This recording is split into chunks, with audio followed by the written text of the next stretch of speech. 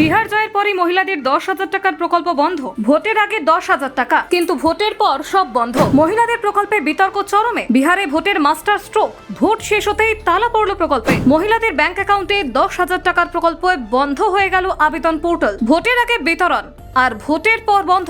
মহিলাদের প্রকল্পে উঠল সমালোচনার ঝড়। সোশ্যাল মিডিয়ায় উঠল ঝড়। ভোটের প্রকল্পে অভিযোগ প্রতিবাদ তুঙ্গে। 1,56,00,000 মহিলার টাকা পৌঁছেছে, তারপরেই বন্ধ প্রকল্প। এদিকে নীতিশ কুমারের দাবি প্রকল্প বন্ধ হয়নি, ভিত্তিহীন অভিযোগ। তাহলে আসল সত্যটা ঠিক কি দেখুন। বিহারে বিধানসভা নির্বাচনের ঠিক 10 দিন আগে শাসক বিজেপি নেতৃত্বাধীন এনডিএ মহিলাদের জন্য একটি চমকপ্রদ ঘোষণা করেছে।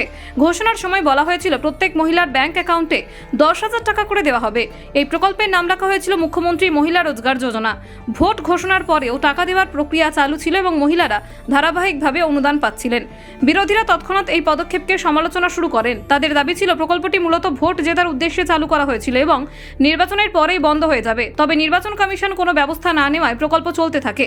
রাজনৈতিক বিশেষজ্ঞরা এটিকে বিজেপি জেডিইউ জোটের একটি কৌশলগত মাস্টার স্ট্রোক হিসেবে উল্লেখ করেছেন। নির্বাচন শেষ হতে প্রকল্পের নাম অন্তর্ভুক্তির কাজ বন্ধ করে দেওয়া হয়েছে। পোর্টালটি বন্ধ হওয়ায় নতুন করে আবেদন জমা দেওয়া সম্ভব নয়। ফলে ভোটের সময় প্রদত্ত 10,000 টাকার প্রকল্প বিরোধীদের চোখে একটি প্রমাণিত জুমলা হয়ে দাঁড়িয়েছে। কংগ্রেস দল এই বিষয়টি নিয়ে সোশ্যাল মিডিয়ায় তীব্র প্রতিবাদ জানিয়েছে। রাহুল গান্ধী এক্স হ্যান্ডেলে বলেন, ভোটের সময় সরকার মহিলাদের ব্যাংক অ্যাকাউন্টে টাকা পাঠিয়েছিল, কিন্তু নির্বাচনের পরই প্রকল্পে তালা লাগিয়ে দেওয়া হয়েছে। এতে সাধারণ মানুষকে ধোঁকা দেওয়া হয়েছে এবং প্রতারণা করা হয়েছে। তৃণমূল মহিলা কংগ্রেসের সভানেত্রী চন্দ্রিমা ভট্টাচার্য বিজেপির সমালোচনা করেছেন। তিনি বলেন, ভোটের মুখে প্রকল্প চালু করা হয়েছে এবং নির্বাচন শেষ হতেই তা বন্ধ করে দেওয়া হয়েছে। এটি স্পষ্ট করে যে প্রকল্পটি সাধারণ মানুষের কল্যাণের জন্য নয়, বরং ভোটের জন্য চালু করা হয়েছিল।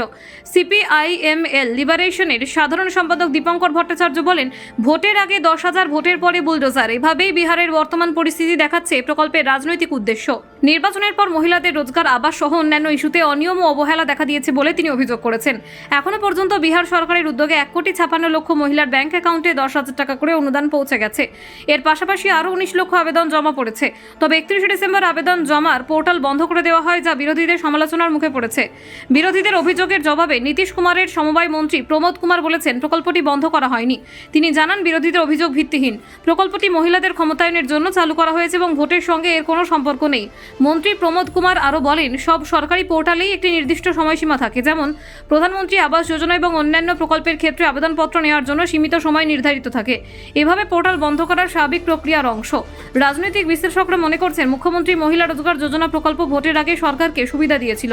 এটি নির্বাচনী কৌশল হিসেবে ব্যবহৃত হলেও প্রকল্পটির প্রভাব সরাসরি মহিলাদের আর্থিক অবস্থার উপর পড়েছে। প্রকল্পটি মহিলাদের স্বনির্ভরতা এবং আর্থিক ক্ষমতায়নের উদ্দেশ্যে শুরু হলেও রাজনৈতিক প্রেক্ষাপটে তা বিতর্কের জন্ম দিয়েছে। বিরোধী দল এটিকে ভোট প্রয়োগমূলক তত্ত্ব হিসেবে ব্যাখ্যা করেছে। সামাজিক মিডিয়ায় এই প্রকল্পের বিষয়টি ব্যাপক আলোচনার বিষয় হয়ে দাঁড়িয়েছে। সাধারণ মানুষ এবং রাজনৈতিক পর্যবেক্ষকরা উভয়ে প্রকল্পের উদ্দেশ্য এবং নির্বাচনের পরবর্তী প্রক্রিয়ার মধ্যে পার্থক্য তুলে ধরেছেন। মুখ্যমন্ত্রী মহিলা রোজগার যোজনা প্রকল্পটি মহিলাদের জন্য অর্থনৈতিক সহায়তা হিসেবে কাজ করেছে। তবে রাজনৈতিক প্রেক্ষাপটে এবং নির্বাচনের সময়কালের কারণে এটি বিতর্ক এবং সমালোচনার কেন্দ্রবিন্দু হয়ে উঠেছে। Bureau report, Bangla digital TV.